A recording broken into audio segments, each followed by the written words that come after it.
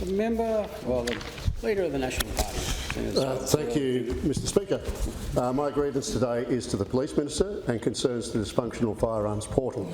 A $35 million project that the Auditor-General confirmed earlier this week was 2 years behind schedule and $10 million over budget. My office has heard from more than 3,500 firearm owners as they attempt to renew their firearms licences. Navigating the system is beyond frustrating. I can personally attest to that. The portal does not work. Like the legislation, it was rushed and is simply not fit for purpose. As the Auditor-General found, it is not even finished. A Google search, licensing firearms Western Australia, tells me that the firearms portal is now live, but cautions me to review the important steps. I'm advised that if I don't have a My ID account, I should call the transition team. Plenty of firearm owners have done just that since March and sat on hold listening to the never-ending "thank you for calling the West Australian Police Force Firearms Project Team. All our staff are busy. Please continue to hold." In sheer frustration, firearm owners have approached their local police station, but a quick call to 2 local stations in the Midwest and a further 2 in the Wheatbelt in my electorate found that only 1 out of 4 was not a flat-out no to being willing to help. We have a portal that doesn't work and local police refusing help.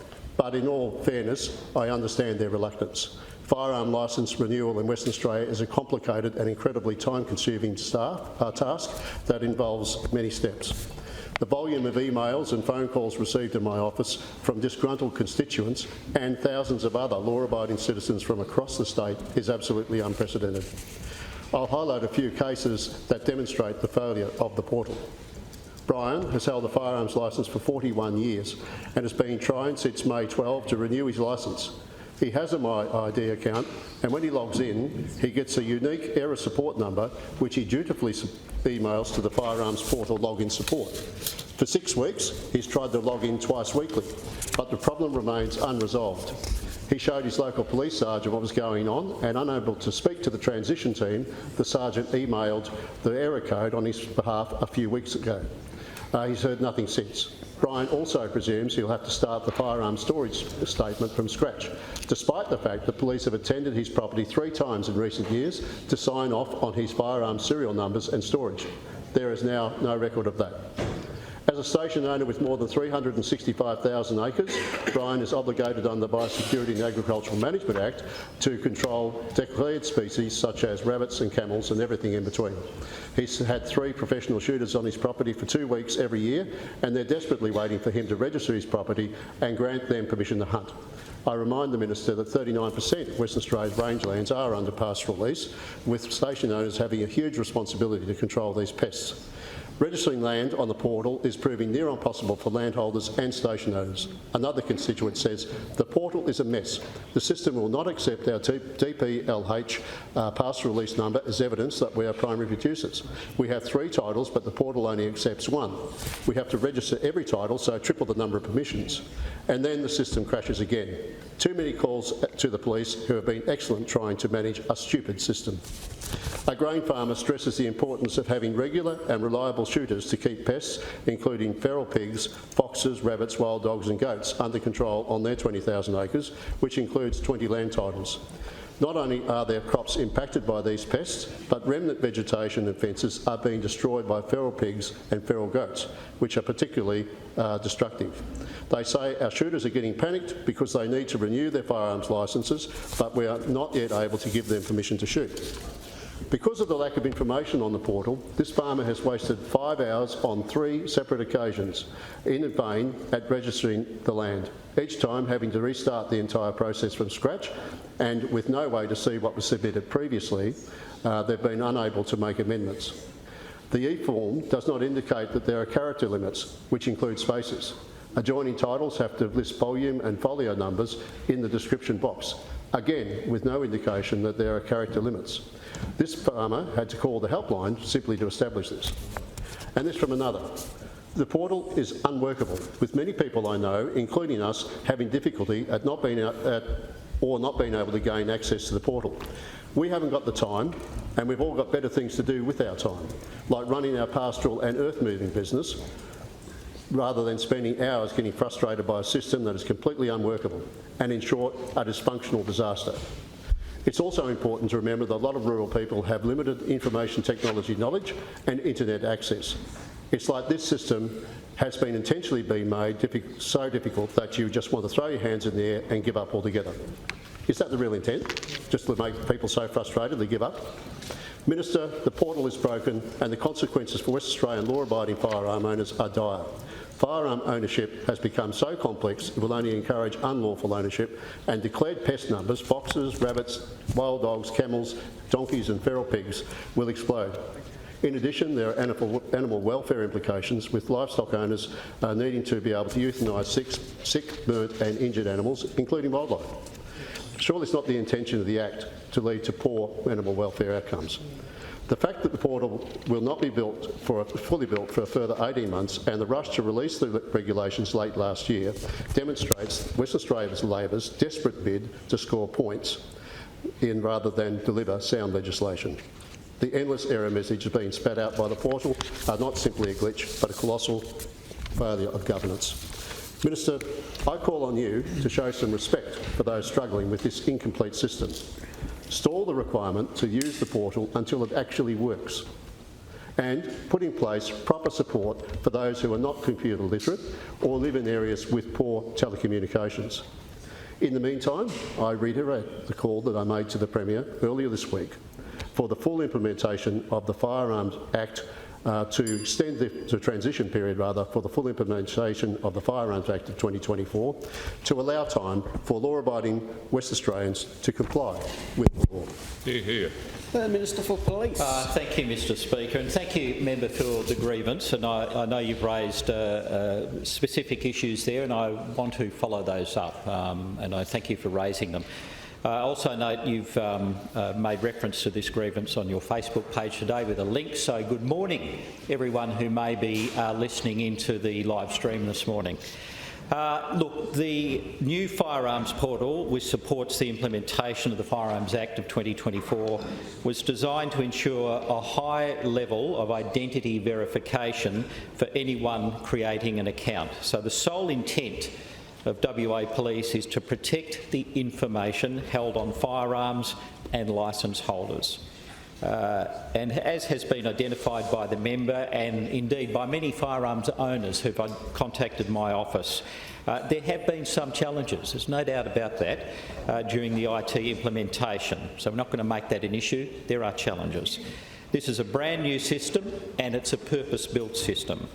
But I want to explain a few things. It's not so much the system, but the matching of digital data points to ensure that we are transitioning the right person and the subsequent rights and privileges that the different firearm licence categories afford each person.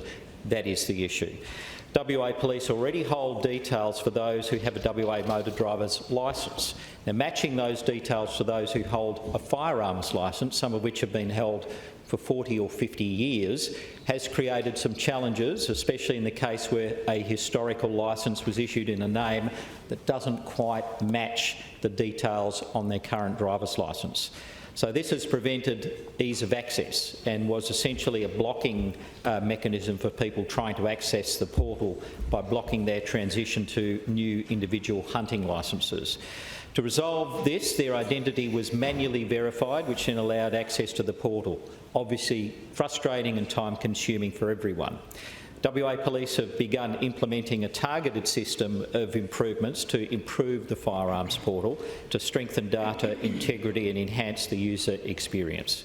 These improvements include property registration enhancements, address verification alignment being synchronised with Landgate's publicly available data and improving efficiency there, alterations to the My ID access method to fix a restrictive matching issue, significantly improving first-time logins, excuse me, and rectifying legacy licence transition support issues affecting hunting permissions, allowing legacy licences to transition better into the portal. So as a consequence of the targeted enhancements, there has been an increase in both firearm portal logins and property registrations. There's more work to do to make the portal better for licensed firearm holders while maintaining that high level of security that really responsible gun owners deserve. As the member would agree, many of the people who contacted my office, and I'm sure your office too, member, want to transition to the new licensing system. They want to be law-abiding, they want to do the right thing, and that there are benefits in the long term for having an online firearm system in opposed to what is an antiquated pen and paper system that was in excess of 50 years old. Now, when I or the WA Police Force talk about community safety, the protection of personal information on firearms licence holders and the firearms they hold is very important. Because of these changes and alterations to the portal, we have made this process better for firearm licence holders to comply without compromising on data safety and security.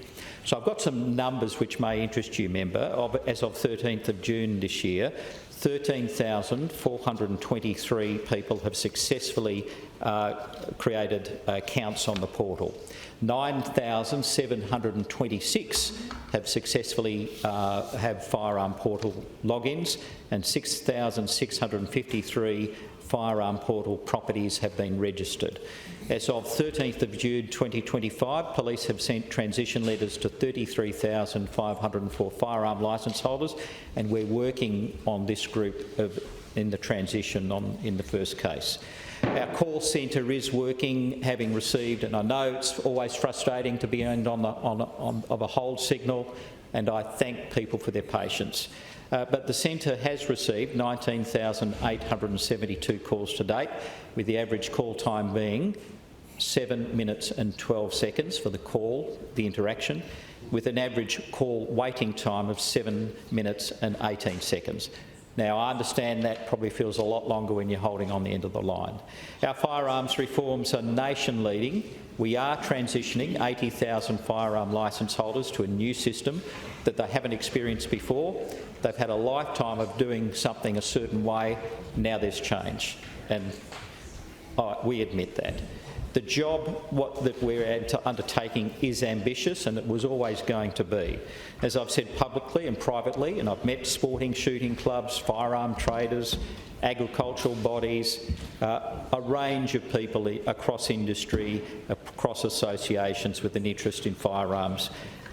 Myself and the WA Police Force, our message to them is we will work with you to make these transitions better, and we will know that if you're a law-abiding, responsible gun owner, you want to do the right thing, and it should be easier than it currently is to do so.